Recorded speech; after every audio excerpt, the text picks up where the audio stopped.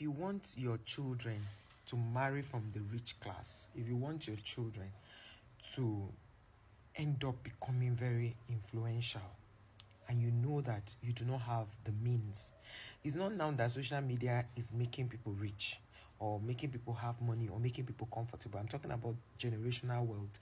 You want people, your child or your children, to be in that same cadre. The best thing to do is to send your children to schools where the wealthy people send their children to, so they will become in a certain class by association, and teach your children to maintain relationship. Here is not me saying that you should make your children to start faking life. Nope. If your children go to a particular school, they will end up thinking the same way those wealthy people think, because they hold conversations, they are able to attend the same school. When they are calling for friends, those are the friends they will have. They will think a certain way, whether they came from average homes or not.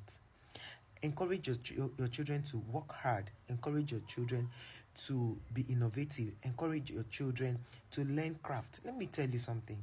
There are people who can be carpenters, who do furniture, and they become so wealthy because it will become a generational thing. Help your children to start businesses that could make them generational wealth and generational wealthy. I don't know if you understand. If you watch this video where people are marrying in Nigeria, you go to the north, the rich marry the rich. You go to the south, you go to the east, you go to the south and the southeast. The rich marry the rich. You hardly see a rich man marry the person under, and each time they marry someone under, if it's not a good family, they end up maltreating that person. So that is why you see some people will say, I want to marry a man that I will build with. It's because they don't want to come to a house where the man has fixed everything, and when you touch something, they will begin to ask you, why did you do that? They will begin to question everything. You will not have a say. Conversations are ahead. You cannot chip in. You do not have any value in that.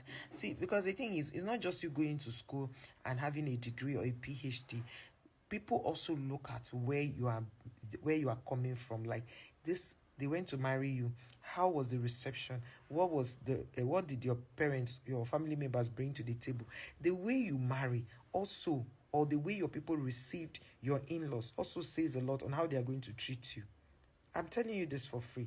So what I'm trying to say is that parents, try to make your children to be self-sufficient, so that wherever they are going to, train them to a certain class that people will just, not anybody will just come to marry them.